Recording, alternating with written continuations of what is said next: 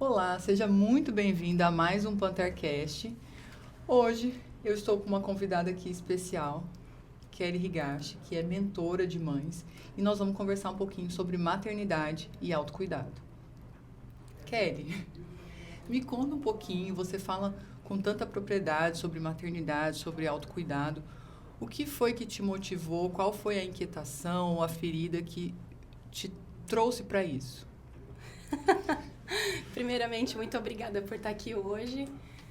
Eu acho que todos nós temos uma história e, com certeza, a minha história, né, a minha ferida maior, a perda da minha mãe, foi com que eu tivesse desafios maiores na minha jornada materna, né? Quando eu virei mãe, eu me peguei perdida, né? Apesar de ter lido vários livros de como cuidar de um bebê, como criar filhos, educação positiva, tudo que você pode imaginar.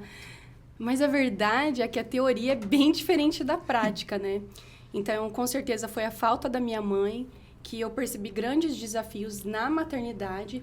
E eu também percebo que é muito bom quando uma mulher, quando uma mãe tem outra mulher que é mãe para auxiliá-la nesse processo, com ferramentas que podem trazer mais leveza nessa jornada materna. Com certeza, se eu tivesse alguém me ajudando, né? Lá naquela época, quando eu virei mãe ainda pela primeira vez, eu talvez, só talvez, né? Tivesse tido uma maternidade, não tivesse me perdido tanto na maternidade, né? Mas alguém te ajudou nesse processo ou não? Foi sozinha? Você teve que se descobrir sozinha? Foi uma jornada de... Bom, de início, assim, você fala ajuda de rede de apoio? Não. Te ajudou nesse processo da maternidade? Não, na verdade, da função materna, né? Desse desenrolar dessa função, porque o que acontece? Você é uma mulher, né? E a maternidade, ela só é mais uma função que a mulher contemporânea ela exerce. Então, você, Roberta, você é uma médica que faz parte de uma faceta sua, uma profissional. Mas aí existem as outras multifacetas, multifacetas. Tipo, a Roberta como esposa, a Roberta como mãe, a Roberta como amiga, né? E essa função, quando eu recebi ela, eu queria desempenhar ela da melhor forma. Como se fosse um trabalho, né? Mas a verdade é que os nossos filhos, eles trazem o nosso melhor. Mas eles também trazem o nosso pior. Então, a gente poder olhar para as nossas dores, né? Olhar o que está faltando, me ajudou muito. Na verdade, eu acho que o meu sogro, quando eu ganhei a Ana Sofia, eu não queria sair de perto dela, né? Eu achava que eu era aquela mãe. Eu ouvi uma frase que era assim, a mãe é sofrer no paraíso. Hoje eu sei que essa é uma fala que foi criada lá pelas mães que viveram na década de 60 e 70. Então, a nossa mãe diria isso. Ser mãe é sofrer no paraíso. Eu peguei como se fosse minha.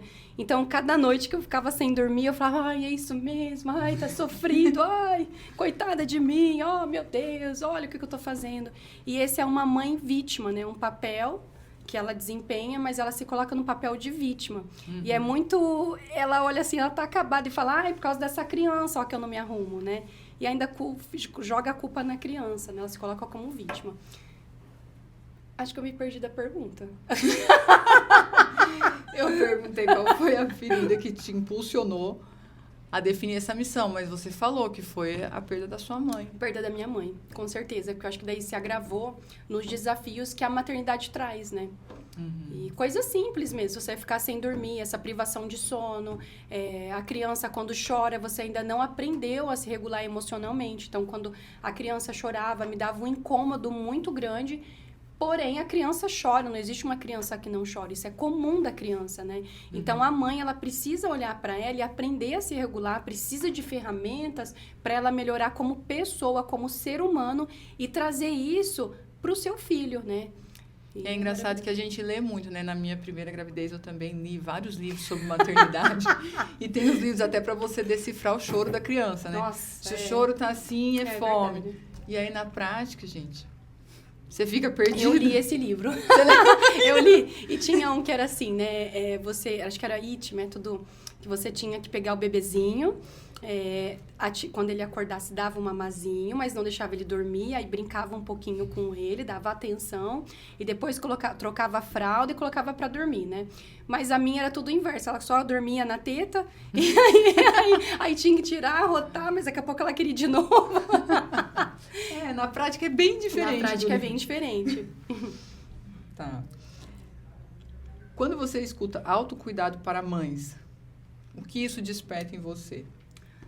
O autocuidado para a mãe, muitas vezes a mãe ela pode se sentir culpada, achando que ela precisa estar cuidando dos filhos em tempo integral. Isso é muito comum para a mãe que fica 100% full time cuidando das crianças. Ela acorda já na correria, no automático, e prepara o café, vai cuidando da casa, e às vezes ela percebe já é quase meio-dia, ainda ela está com o pijama, com a roupa que ela acordou, não tomou banho, não escovou o dente. Existe esse cuidado, que às vezes a mãe até se esquece do básico, que é a higiene pessoal, faz parte da nossa saúde, né? Acredito muito que não é o nosso caso, porém isso existe, tem mães que ainda vivem assim. Mas quando eu trago esse autocuidado, vai além disso. Eu falo pra gente cuidar não só do externo, que eu acho isso maravilhoso, a gente no salão, tirar um tempinho, fazer uma escova, cuidar das unhas, né? Esse autocuidado, eu falo do autocuidado como um ato de amor, como autocompaixão. A gente aprender a nos tratar com mais amor, com mais empatia, né? E esse é o autocuidado que eu trago para as mães. Não se cobrar tanto em ser perfeita nesse papel, porque é impossível. O filho não precisa de uma mãe perfeita, até porque ele não é perfeito. Ele precisa de uma mãe suficientemente boa, que ajude ele a desenvolver as capacidades que ele possui. É isso. Mas, às vezes, é difícil ser suficientemente boa. Não, é difícil porque... Olha ela! Às vezes é difícil porque tem um instinto e às vezes a gente quer ser mais, quer suprir mais, então isso atrapalha, é um eterno conflito, entendeu? Porque você quer ser mais do que suficientemente boa. A gente tenta, você tem que segurar um pouco o ímpeto de ser mais do que suficiente, entendeu? Eu acho que daí a gente volta para nossa história, né? Às vezes, muito do que a gente faz com nossos filhos, às vezes é a falta daquilo que a gente teve na infância, né? E então a gente tem que olhar se a gente está dando o que o nosso filho precisa ou o que a gente gostaria de ter tido lá atrás na nossa infância e a gente não teve. Então, a gente ter essa intenção de ser uma boa mãe e de ser uma pessoa melhor, isso eu acho maravilhoso e é fundamental para a nossa evolução como ser humano. Mas isso não pode nos aprisionar e nem nos trazer culpa quando, às vezes, a gente não consegue alcançar aquela expectativa que a gente mesmo idealizou na nossa cabeça. Sabe? Como às vezes a gente vê, tá muito na moda no Instagram, né? A gente vê aquelas mães que, nossa, elas cozinham e fazem manteiga dentro de casa, né? E aí a gente olha aquela mulherada com 4, 5, 6 filhos e a gente fala, isso é uma mãe perfeita. Aí a mãe que trabalha, que tem que sair de casa, pode até se sentir culpada, né? De não estar exercendo a maternidade como está sendo vendido no Instagram. Então, aí eu acho que isso pode ser algo muito negativo. E tem a expectativa que nós mesmas criamos sobre o que seria ser a mãe que a gente deveria ser. E também tem, às vezes, a expectativa do outro, por exemplo, que alguém julga ou fala que nem, eu viajo muito. Aí vem alguém e fala, mas você viaja muito. Mas você deixa as crianças. Então, assim, sabe, alguém quer também jogar a culpa no seu colo. Tem muito, né? E eu acho que isso é muito triste, porque uma mãe, ela tem que olhar para outra mãe com mais empatia, porque você que é mãe, você sabe os desafios que você passa na sua casa, né? Na sua família, com seu marido. Então, quando a gente olha para o outro e julga o outro, é como se a gente estivesse trazendo um pouco da nossa história, né? Eu julgo a tua história, eu julgo o que você está fazendo, mas é porque o que você está fazendo talvez me doa. Talvez eu também queira estar viajando, né? Que eu digo, essa pessoa que está julgando. e acabo trazendo isso, jogando a responsabilidade para você. Talvez a tua viagem lá com seu marido esteja ativando, na verdade, uma falta dessa mãe que está te julgando, né? Então, o julgamento fala mais de si próprio do que do outro, né? Sim. Tem que tomar muito cuidado com isso. Mas uma coisa que é legal, né? Que eu fui essa mãe que fiquei em casa, que cuidei das crianças, que achava que o meu lugar era 100% ali dentro de casa, né? E eu lembro que a Ana Sofia, ainda pequenininha, ela ficava, mãe, você não vai trabalhar? Mãe, vamos fazer uma bolachinha? Eu vou te ajudar a arrumar um emprego, a gente vai vender bolacha. Porque Ela falava isso? ela falava, na cabeça dela, a mulher trabalhar é importante, ela vê valor no trabalho, né? E talvez eu lembro que quando eu comecei daí vender óleo essencial da Duterra, e foi muito legal. Eu lembro quando eu comecei, aí é por equipe, né? Uma empresa multinível. E aí na minha equipe tava com 500 mulheres, aí ia ter um evento da Duterra e me pediram para falar. E nesse evento tinha 300 mulheres e eu levei a Ana Sofia junto e a Ana Laura ainda bebê. Gente, a Ana Sofia foi a pessoa que mais, assim, torcia por mim, sabe? Ela vibrava, ela ficava, mãe, é agora que você vai falar? Eu quero te ver, eu quero estar lá para te ver.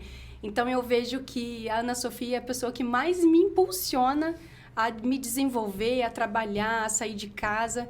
E eu falo que os nossos filhos dão essa força pra gente, né? É lindo demais. Muitas mães vivem com culpa de cuidar de si mesma. Você já se pegou nessa armadilha de sentir culpa de se cuidar?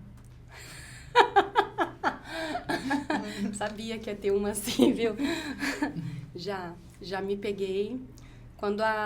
Lembra que eu te falei que eu achava que ser mãe era sofrer no paraíso, ia ficar ali com a criança? Teve uma vez que eu amamentei até meus 2 anos e 4 meses a Ana Sofia, né? Não vou falar quanto tempo eu amamentei. Não, mas nem faz sentido. Mas era só para você entender que eu tava segurando a pintura do meu cabelo por conta da Ana Sofia. Aí eu lembro que uma hora eu falei, não, já tá com 2 anos, eu vou pintar meu cabelo, né? E eu lembro que eu fui fazer luzes e demorou demais lá no salão. Acho que demorou umas 6 horas. E eu comecei a ter uma crise de pânico, mas eu nem sabia que era crise de pânico. E eu comecei a ficar muito nervosa. Aí o cabeleireiro, na época, ele percebeu e falou que eu falei, eu preciso ir pra minha casa, eu preciso olhar minha filha. E eu comecei a ficar sem ar, eu preciso ir agora. Eu tava cheia de papelote no cabelo. Aí ele falou, não, Kelly, vai, mas pode manchar, mas vai, você quer ir, vai. Você foi com os negócios na cabeça? Fui com os papelotes. Na hora que eu cheguei em casa, a Ana Sofia tava super bem, brincando com o pai e com a minha sogra. Então, na verdade, era mais uma coisa minha, né? Um medo meu e eu sendo invadida pela culpa de estar me cuidando. Mas eu já trabalhei bem isso, viu? Hoje eu vou no salão e eu vou te falar que eu adoro o meu momento. E como que você conseguiu se libertar disso? Como que você conseguiu se dar essa permissão? Aí foi um tempo, né? Eu acho que tudo é um processo. E foi um processo aos poucos, mas foi trabalhando muito o mindfulness, que é a atenção plena, era trazer minha atenção para o momento presente, era entender os meus pensamentos, o que estava acontecendo comigo. E eu percebi que quando eu ia no salão, eu me sentia culpada e também não merecedora de estar lá. Mesmo que eu tivesse recursos para pagar o salão, eu acreditava... Olha, gente, é uma crença, tá? Não é real, mas às vezes a gente funciona assim. Que aquele não era o meu lugar, que eu tinha que estar em casa... cuidando das minhas filhas e também do meu marido. Sendo que quando a gente se cuida, quando a gente fica linda, o marido gosta, as crianças amam ver a gente linda, né? Sim. E quando a gente se cuida e se sente melhor, a gente vai também transbordar isso, né? Não adianta você ficar em casa lá sem pintar o cabelo, se sentindo mal, irritada. Irritada, porque sem nem saber por quê, mas é porque você olha no espelho e não gosta, e daí você fala, ai meu Deus. E aí você tá irritada e acaba que, né? Não vai cuidar tão bem assim. Como... E foi um processo também que eu não fiz sozinha, tá? Nesse caminho todo, eu sempre tive pessoas que me ajudaram, que quando eu percebi que não estava legal, eu busquei ajuda. Eu acho que é legal, né? Quando a gente perceber que a gente não está caminhando do jeito que a gente gostaria, a gente procurar ajuda, né? Porque ninguém consegue fazer nada sozinho. E existe, na sua opinião, existe alguma crença limitante, alguma coisa que existe na sociedade que precisa quebrar para viver essa maternidade mais leve? Precisa. É uma coisa que já vem ao longo dos anos. Quando a gente fala de ser mãe, a gente tem que olhar para a história, né? A história da mãe. Como que foi construído esse ideal de mãe? Então, a gente tem que olhar para o passado. E quando a gente olha para o passado, a gente recebe uma cultura muito forte ocidental, né? E aí, quando a gente olha para o processo de industrialização, lá atrás, início do capitalismo, precisava-se muito de mão de obra. Então, teve um filósofo... As mulheres precisaram ir trabalhar e também precisava muito de mão de obra infantil. E a taxa de natalidade era muito... Mortalidade, perdão, era muito alta. Então, o que eles fizeram? Eles fizeram um estudo. Naquela época, existia amas de leite que amamentavam. E quem não tinha recurso para para ter uma ama de leite em casa, eles alugavam. E olha só que interessante, né? E pela necessidade daquela época de precisar das mãozinhas das crianças nas fábricas, eles começaram a trazer que a mulher deveria amamentar. Eu sou muito a favor da amamentação, tá? Mas não é essa a questão, é que a gente está falando do que a sociedade impõe. Então, eles fizeram, acho que Rousseau, junto com outros médicos, eles fizeram uma cartilha e informaram que as mães deveriam amamentar e que o lugar da mãe era em casa, enquanto o homem deveria trabalhar. Então, a mulher ali, ela ganhou um lugar, porque a mulher em casa, ela conseguia cuidar do marido, cuidar da casa e também gerar mais filhos. Conforme ela gera mais filhos, mais mão de obra nas fábricas, né? E foi algo que deu muito certo, porque a taxa de mortalidade diminuiu, a mortalidade infantil, então foi algo muito bom. Só que aí, o que aconteceu? Eles também associaram essa coisa da mulher ficar em casa, tipo, como se fosse um sacrifício de amor. Por exemplo, olha, Maria... cuidou de Jesus, então você deve cuidar dos seus filhos, cuidar da sua casa, e ali foi criado o amor materno. Então isso essa construção ao longo dos anos. Então por isso que às vezes essas falas às vezes nos perpassam, tipo, olha, ser mãe é sofrer no paraíso, ser mãe é isso mesmo, você vai padecer. E na verdade não é. Você pode ser uma mãe mais leve, uma mãe mais feliz, uma mãe muito mais completa. E fora isso, né, a história, a gente tem também muito o peso da sociedade, que a mulher ela tem papéis para exercer. A mulher que trabalha, ela chega em casa, ela também tem que exercer a sua função materna, cuidar da casa, cuidar do marido. Eu falo até que às vezes é trabalho dobrado. Sim, verdade. Acho que eu falei demais, né? Eu amamentei o meu filho só até os 6 anos.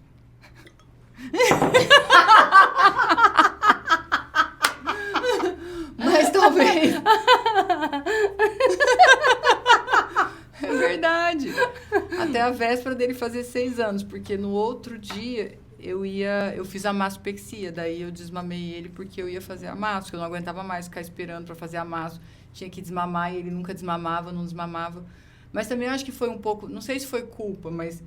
Esquece a culpa. Não, eu tô falando porque a minha primeira filha, eu tive um acidente em casa e tal, então com 2 meses eu tive que tirar ela do peito. Que acidente que você teve? Olha, eu que se você quer. Um acidente que eu fui fugir de um morcego. Sério? Entrou um morcego na minha casa e eu fui sair correndo a 200 km por hora. E eu caí com tudo no chão. Caramba. E eu tirei a clavícula do lugar. Eu fiz uma luxação acromioclavicular grau 5, que é cirúrgico. Nossa. Aí eu tive que operar e aí eu tive que ficar 45 dias com esse braço direito imobilizado. Eu não podia tirar a tipóia nem para tomar banho. E não tinha mais como amamentar, não tinha como pegar minha filha no colo. E quantos meses ali tinha? Ela nasceu dia 16 de outubro. Eu caí dia 11 de dezembro. Ela ia fazer 2 meses. Caramba. E aí, eu sofri muito, porque eu me senti culpada de ter caído. E de ter me machucado, porque eu não pude amamentar. Então, assim, foi bem difícil. Foi bom que, assim, eu voltei pro meu peso bem rápido, porque naquele mês de dezembro, acho que eu emagreci 7, 8 quilos. Porque até para comer era difícil, era o braço direito ainda. E aí, eu acho que por isso que o segundo filho eu nunca queria tirar do peito. Né? Ele pegou super bem, eu tinha muito leite, eu doei leite pro banco de leite do HU, eu doava leite, toda semana a mulher passava lá. Praticamente Esse foi meu sonho, doar leite pro HU. Mas não consegui. Eu doava, eu tenho até um certificado, eles me deram depois de... Nossa, que legal. Porque eu doava, eu tinha muito leite, daí eu não... E ele gostava muito, eu falava, não, deixa. Foi ficando e ficou. Mas eu acho que teve um pouco... Do processo anterior, Do processo anterior, eu ter sofrido por eu não ter conseguido amamentar e ainda era a primeira filha, foi muito doloroso, entendeu? A primeira filha, você cai em casa de idiota, correndo de um morcego, que assim... Uma fatalidade, né? Uma fatalidade. E só pra eu falar assim, né?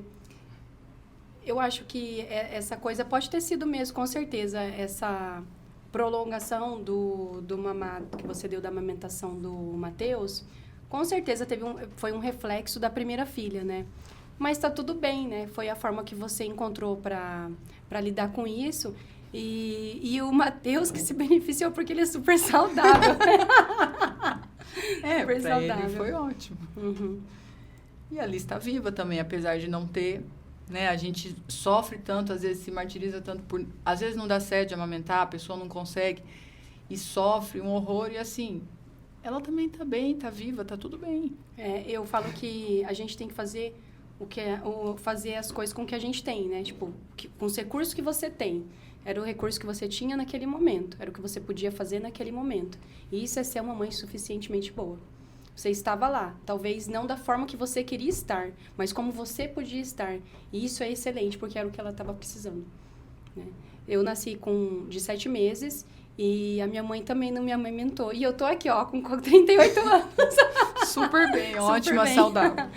Então, como você tem a mentoria, o Florescer Materno, eu queria que você contasse a história de alguma mãe que se sentia exausta, exaurida, e como que aconteceu essa transformação, como que ela viveu essa maternidade mais leve, mais alegre. Tem alguma história, assim, em especial que te marcou, que você poderia contar?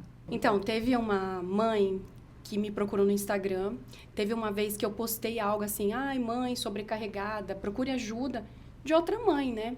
E ela me procurou e foi muito bonito, porque ela se expôs. Ela falou, olha, eu não tô aguentando a minha rotina, eu não tenho mais... Eu tô aqui, mas eu não tenho mais vontade de estar aqui, eu tenho vontade de sair correndo. E isso, em todas as mães, dá às vezes essa vontade de sair correndo, viu? Mas tudo bem, né? E a gente começou a trabalhar a mentoria dentro das ferramentas que são cientificamente comprovadas, né? E aí a gente começou a olhar para a história dela com mais gentileza. Ela começou a se perceber como uma mulher forte, apesar da história dela. Porque ela era uma mãe que às vezes se vitimizava muito. Ela teve um pós-parto muito difícil, onde ela teve que ficar acamada, não podia cuidar da criança. E os filhos dela cresceram, mas ela ainda se sentia essa mãe, sabe? Incapaz, com vergonha da própria história, como se ela fosse culpada por não poder ter cuidado da criança naquele período. E ela se sentia também muito incomodada com a rotina da casa, com o cuidar mesmo do filho. E a gente fez todo o processo, né, da mentoria, trabalhamos resiliência, trabalhamos autocompaixão, trabalhamos atenção plena. Ela entrou na mentoria? Ela foi a minha primeira mentoranda. E foi tão lindo que depois de um tempo eu pedi um feedback para ela e ela me deu que ela se sentia feliz, gente, olha para uma mãe quando está em desespero, querendo sair correndo, falar que ela estava feliz na vida que ela estava vivendo, com os filhos que ela tinha. Ela começou a encontrar gratidão. A gente trabalhou muito forte a gratidão dentro da mentoria. E uma coisa que ficou muito marcado para mim é que a vida dela não mudou. Ela continua na mesma casa, continua tendo o mesmo marido, os filhos são os mesmos. E continuam cometendo os mesmos erros, porque criança grita, criança chora, criança faz birra. Então, o adulto tem que estar bem regulado emocionalmente, tem que estar com autocuidado lá em cima para poder aguentar mesmo esses desafios. E foi isso que a gente trabalhou nela e é muito bonito ver esse resultado. Na verdade, nada mudou. O que mudou foi o interno, né? É como o olhar dela sobre a situação. É isso mesmo. Tá. Se você tivesse que dar 3 passos práticos de como uma mãe poderia se cuidar sem culpa, por onde ela deveria começar? Primeiro, essa mãe tem que olhar para ela, entender que ela é um ser humano. Que como o filho dela também precisa de cuidado, ela também precisa. E quando ela começar a olhar para ela com mais amor, com mais gentileza, ela vai começar com micro hábitos que vão fazer toda a diferença na rotina dela. A gente não começa com um passo muito grande, né? A gente vai devagarzinho, sabe? Às vezes com o banho, com a porta fechada, sem as crianças dentro, sentindo a água. Parece brincadeira, mas... Mas eles vão bater na porta, né? Você sabe. Ela pode colocar uma música, fingir que não tá ouvindo. Mas... Tem hora que eu não respondo. Mas é isso mesmo. Isso é uma forma de autocuidado, de colocar limite na relação. Tem que ter limite. Tem que ter limite. E esse limite é muito importante para o autocuidado da mãe. Porque a mãe, ela precisa estar bem para poder atender o filho da melhor forma. Não adianta, a mãe é um ser humano, ela é uma pessoa comum. Então, se ela não está bem, ela pode até tentar, mas ela vai estar entregando algo, não em sua totalidade. Por exemplo, ela não vai estar sendo a melhor mãe que ela pode ser. Não, ela não vai estar tendo, ela vai estar só sobrevivendo e muitas vezes no piloto automático. Sobrevivendo, né? Sobreviver. Tá. Existe algum ritual simples, que pode ser de 5 ou 10 minutos, que para você transforma o humor e a energia de uma mãe no dia a dia? Muito. Acordar de manhã, antes das crianças, abrir a janela do quarto e só olhar o sol. Às vezes sentir, sabe, o calorzinho batendo? Por 2 minutinhos já é maravilhoso. Depois que fizer isso, vai pro banheiro, escova os dentes olhando pro espelho. Só você, a pasta de dente, a escova, sem celular. E presta atenção ali, você escovando o dente, tranquila. Sente essa sensação, sente a sensação da água gelada entrando em contato com a tua boca. O que você sente? Quando você faz isso, você vai acabando desacelerando. Não fica com aquele pensamento de, nossa, eu tenho que fazer isso, tenho que fazer o café. Não, primeiramente você está se enchendo. E é na primeira hora do dia. Eu acho tão maravilhoso. E faz toda a diferença para o resto do dia. Isso também é atenção plena, né? Você está trabalhando o teu cérebro com uma intenção e trazendo a tua atenção para esse momento presente, né? Treinando a musculatura. E não demora, né, gente? É o quê? Quantos minutos? Ai, gente, nem 5 minutos, né? Levantar, olhar o sol, dar uma respirada, vai pro banheiro, escova os dentes em paz. Faz alguma coisa para você antes de fazer para o outro. Autocuidado de verdade, às vezes, dói no bolso da culpa ou da comparação. Às vezes é tudo isso. Como ajudar uma mãe em desespero de tempo e recursos a enxergar que cuidar de si é uma prioridade, não um luxo? Então, aí a gente cai para um outro lado, né? Existem mães, e mãe é uma função, mas por detrás dessa mãe existe uma mulher. E essa mulher, ela precisa de cuidados para ela exercer todas as outras funções de uma melhor forma. Então, assim, se você tem recursos financeiros, que bom. Aproveita isso e vai mesmo, vai no salão, lava seu cabelo, sente aquele momento para você, sem vai celular. Vai no spa, fazer uma massagem. Vai no spa, fazer sua massagem. Minutos. Mas se você, infelizmente, não é essa mulher que nesse momento não tem recursos financeiros, eu falo que é nesse momento porque tudo pode mudar. Então, nesse momento, você, quando estiver fazendo as coisas da sua casa, aproveita, faz uma hidratação no cabelo, coloca uma touca na cabeça, assim, ó. Fica com a touquinha hidratando, vai limpando a casa, vai cuidando de tudo. Quando você terminar, vai no banheiro, sente a água batendo no seu corpo, no seu rosto, sente o seu cabelo, escova ele e vê como você fica linda. Isso é um autocuidado e vai fazer toda a diferença. A culpa, ela é só mais uma emoção. Então, se ela bater aí na tua porta por você estar se autocuidando, sente ela e deixa ela embora. Ela vai, ela não fica.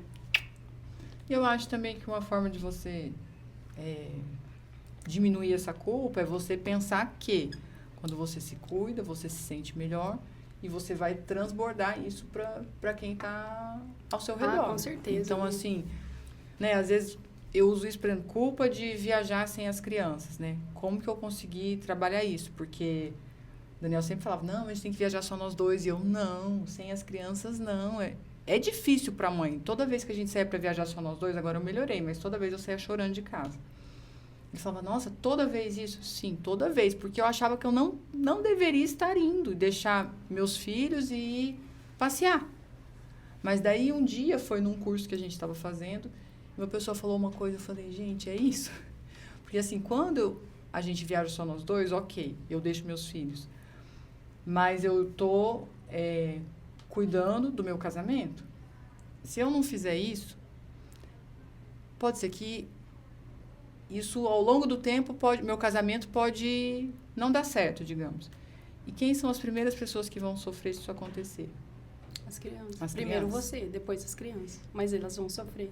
Mas eu sou adulta. Você é adulta. Então, eu vou saber lidar com isso. Agora, as crianças não. E se eu tenho dó de viajar pelas crianças, eu penso que eu estou indo também pelas por suas eles. crianças, porque é também um por ato eles. de autocuidado, né? Então, você está fazendo a manutenção do teu casamento, que nesse momento tem essa necessidade. E tá tudo bem, né? E eu acho que para a mãe também diminuir essa culpa é pensar isso, que o autocuidado que ela pensa que é só para ela, não é. Por tabela também é pelas crianças. Não, é muito pelas crianças, porque se a gente for pensar, né, ó, por detrás da mãe existe uma mulher. Essa mulher, ela precisa ser cuidada, precisa ser nutrida. Quando ela faz isso, ela gera um impacto na relação que ela tem com os filhos. Porque Sim. imagina só, você em casa, frustrada, porque seu marido tá lá, ele foi sozinho, ele queria que você tivesse. Ele chega, ele briga, as crianças veem a discussão, ou percebe que as crianças percebem tudo. Olha o que está trazendo também, que casamento pode ser que seja ruim, eles já vão analisar isso. Eu não quero casar, porque meus pais só brigam, né? Então, aí vocês já estão construindo uma crença ali, talvez, né? Só talvez, né? Porque a gente não pode falar que é com 100% certeza, né? É uma suposição. Mas quando você nutre, faz a manutenção do teu relacionamento de casamento, você está mostrando para as crianças que isso também é importante. E você não viaja só com o seu marido. Eu vejo que você faz muito Robertura com as crianças, não é mesmo? Faço também, mas tem várias que eles não vão, às vezes porque é alguma coisa de um evento, um trabalho, que não tem sentido eles irem. Mas toda vez que eu vou para um lugar que eu sei que tem coisa para as crianças, ou que eu vou ter uma rede de apoio para conseguir, né? Eu sempre levo. Mas sente a Ou culpa. quando a viagem é só deles, que nem no final do ano é só deles, eu sei. A viagem é deles. Uma forma também de trabalhar com a culpa é assim, ó. Toda emoção, ela fica pouco tempo no nosso corpo, ela vai embora, a não ser que a gente alimente, sabe? Por exemplo, eu posso estar aqui e estar sentindo vergonha por estar aqui, mas eu não tô. Mas essa vergonha, ela vai embora. Eu posso ficar aqui, vai passar uns... Às vezes ela fica assim, 40 segundos e vai embora. E observar, falar assim, estou me sentindo culpada porque eu tô indo viajar com meu marido. Tem fundamento? De certa forma tem. Sente isso. Sente, faz bem você sentir. Sente, eu poderia estar levando, mas dessa vez não dá. Você já descobriu isso, não dá. Tô fazendo a manutenção do meu casamento. Tá tudo bem. Quando eu chegar em casa, eu vou ter um tempo de qualidade com meu filho, a gente vai andar junto, vai andar de bicicleta, pescar, alguma coisa, né? Eu vejo muita gente que fala que está presente, mas na verdade também não está. E nem percebe. E aí é o que é o mais engraçado, né? A pessoa não percebe. A verdade não é uma ilha. Não. Normalmente a gente tem ou deveria ter uma rede de apoio. E qual é o papel do parceiro, da família, nesse processo de autocuidado materno e dessa rede de apoio? O que costuma faltar nessa rede? Nossa, acho que você tocou em uma dor, assim, de quase todas as mães, viu? Todas as mães reclamam que elas sentem... Todas, não posso dizer, né? Mas 80% elas reclamam que elas gostariam de ter uma ajuda maior da família, do esposo. Tem um estudo muito legal que eu li, e nesse estudo eles falavam que 80% das mulheres brasileiras, tá? Porque quando a gente fala de mãe, é algo também muito cultural, né? Então, no Brasil, 80% das mães reclamam não ter a ajuda que elas gostariam de ter. Porém, essas mesmas mães, elas não conseguem pedir ajuda. Entende isso? Então, muitas delas têm uma rede de apoio, poderia pedir, mas elas não conseguem pedir essa ajuda porque elas sentem como se a responsabilidade da criação fosse totalmente delas. E é muito engraçado isso, porque às vezes, até nesse estudo ele fala de uma mãe que ela trabalha fora, daí às vezes o pai pega a criança na escola, né? Mas ela se sente muito culpada por ele pegar na escola. E quando ela chega, ela corre fazer a comida e dá atenção para a criança, mas com aquela coisa assim, nossa, eu estou faltando aqui no meu papel como mãe. E aí, quem disse isso para ela, né? é algo que ela sente. Mas isso aí a gente volta a falar que foi uma construção da sociedade, que o papel da mulher era esse, né? Ficar em casa e estar 100% fazendo para os filhos. Mas hoje a gente tem uma mulher que trabalha, que precisa sair, que muitas vezes é chefe de casa, né? Essa, infelizmente, é uma realidade que nós, mães, principalmente da cultura brasileira, sente, tá? Muitas vezes a mulher tem o parceiro, às vezes ela também tem, assim, a sogra, a mãe, mas essas não se colocam à disposição, né? Eu vejo muito isso. Eu vou até falar do meu caso, por exemplo. Normalmente, geralmente, o que acontece? Quando a mulher vira mãe, para ela, a vida muda completamente. Você tinha uma vida antes e a vida depois ela muda completamente. A do homem, geralmente, não muda quase nada. Ele continua fazendo as mesmas coisas que ele fazia antes. É verdade. Já começa pela gestação, né? É o nosso corpo que muda, o nosso né? corpo muda completamente. O corpo deles não muda. E aí depois também, a gente muda completamente nossa rotina, nossa vida, vira de ponta cabeça, tanto que geralmente é um baque grande no primeiro filho, porque você não espera, sua vida vira de ponta cabeça. E pro homem não muda muita coisa. Não, e é um peso, né? Que a mulher, ela acaba carregando esse peso e é uma falta de apoio, né? E é algo, assim, muito complicado a gente falar, porque ainda existe muito essa cultura machista, né? Que o lugar da mulher é esse, que ela tem que fazer mesmo e que é a responsabilidade dela, que é a função dela. E tem um estudo muito legal que fala que 80% das mulheres brasileiras, mesmo tendo uma rede de apoio que ela poderia pedir ajuda, ela não pede. Essa é a minha próxima pergunta. Muitas mães têm dificuldade de dizer preciso de ajuda.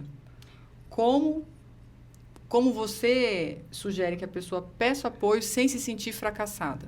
Exatamente. Um ponto é que ela pode se sentir, exatamente, o filho é meu, eu tenho que resolver, porque o filho é da mãe mesmo, né? Como você falou. Mas não é só dela. Não é só dela, exatamente. E o filho, a criança, ela ganha muito quando ela tem outras relações. Mesmo que às vezes não seja perfeito. Por exemplo, vou deixar com o pai.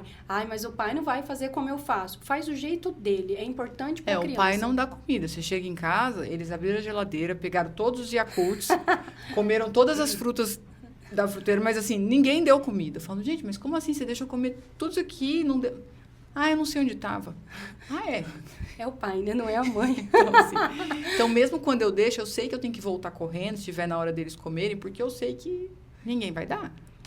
Então, aí vamos lá, né? Esse é o ponto. O que eu falo? Se você não pode contar com familiares e nem com o próprio pai para assumir essa demanda, gente... A gente está em 2025, né? Se você tem recursos financeiros, contrate alguém, treine essa pessoa. Não dá pra gente fugir muito da regra, porque hoje a mulher, ela exerce muitas funções. Essa mulher sai para trabalhar, essa mulher, ela tem também todo o autocuidado dela, o bem-estar, tem a parte que ela também tem que fazer a manutenção do relacionamento com o casamento, né? Então, se ela puder pedir uma ajuda quando ela precisar, é extremamente bem-vindo. Bem-vindo. Sim. Mas não faz mal ela deixar com o marido, mesmo que esse não seja como ela. O mesmo cuidado. Com o mesmo cuidado, porque para a criança é ótimo esse tempo que ela tem com o pai. E ela está criando ali laços e várias memórias afetivas que ela vai lembrar, quando ela for adulta. E até mesmo com os avós, né? Às vezes a gente não quer deixar com os avós, porque fala, vai enfiar de doce. Deixa. O avô tem quase essa função mesmo. E também ele não vai ser para sempre, não vai então ser deixa sempre, aproveitar. Né? Deixa aproveitar. A carreira, às vezes, fica em segundo plano. Isso aconteceu comigo nos primeiros anos das crianças. E o pai, não, ele continua, faz curso, faz tudo, entendeu? E você fica... Você fica com a sua carreira em segundo plano. Eu entendo que, tudo bem, o homem está ali, ele está provendo tudo, mas é o que eu falei, que muda mais...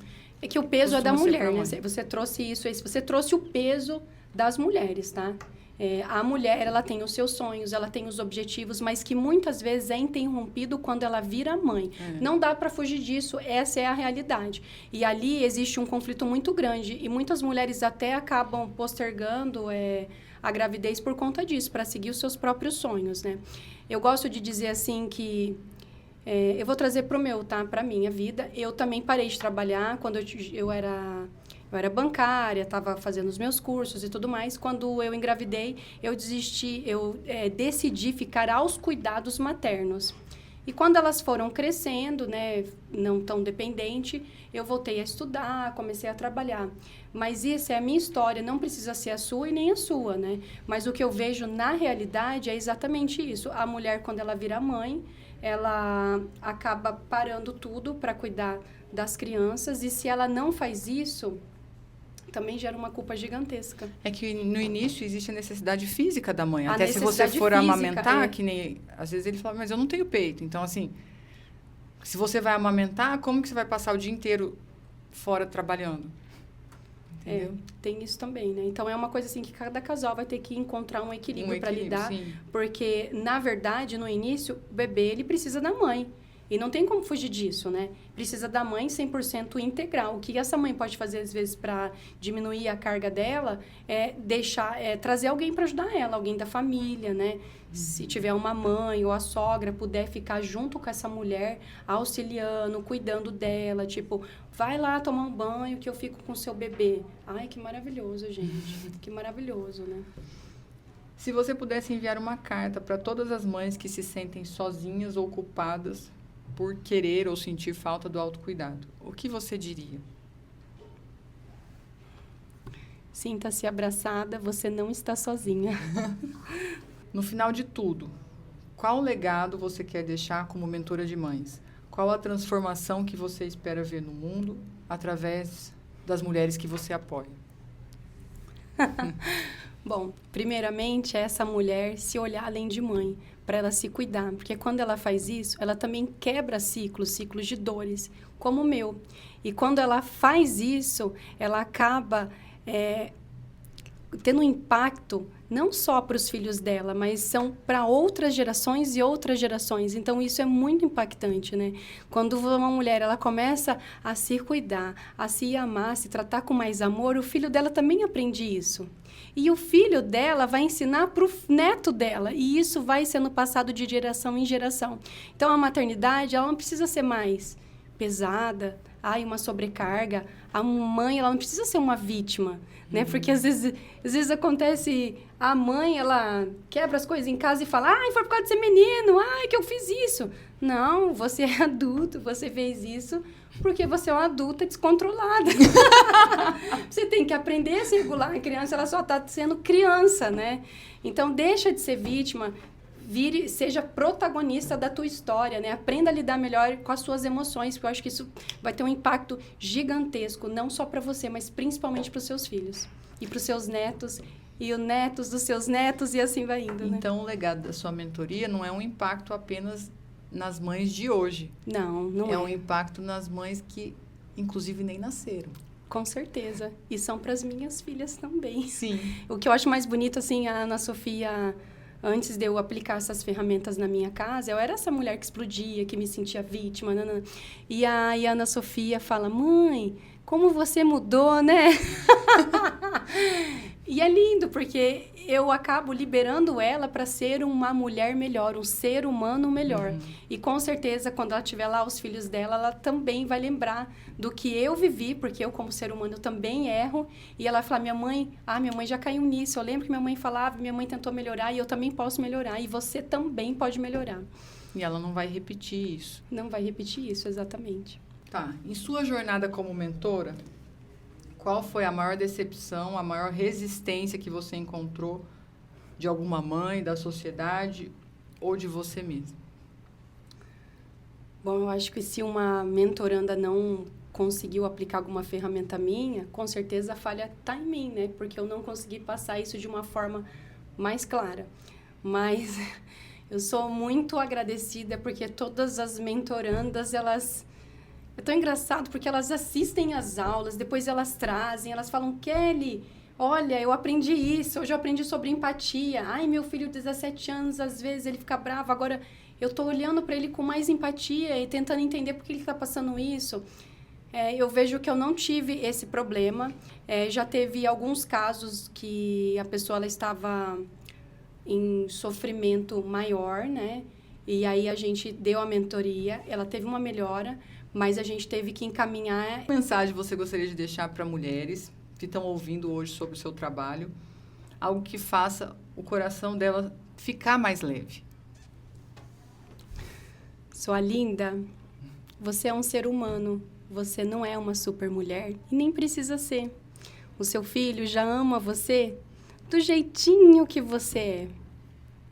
Se você quiser melhorar, se autodesenvolver, ser uma melhor versão de você para si mesma, faça isso. Mas não porque os outros estão te pedindo ou para caber em alguma caixinha, porque você já é. Você já é uma mulher maravilhosa e se encha disso. Grande beijo. Chegamos ao final de mais um PantherCast hoje com a nossa convidada super querida e especial, Kelly Higashi. Obrigada por ter aceitado o convite, por estar aqui com a gente hoje. E se você gostou e quer saber mais, segue ela no Instagram, Kelly Galdino Higashi, vai aparecer aqui para vocês. Obrigada por nos assistir. Obrigada, Kelly. Eu que agradeço por passar essa tarde aqui maravilhosa com você. E se você também se identificou com algo que eu falei, entra lá no nosso grupo Além de Mãe, é um grupo no WhatsApp, gratuito, ou já manda para aquela amiga que você sabe que está precisando. Beijo, sua linda! Beijo!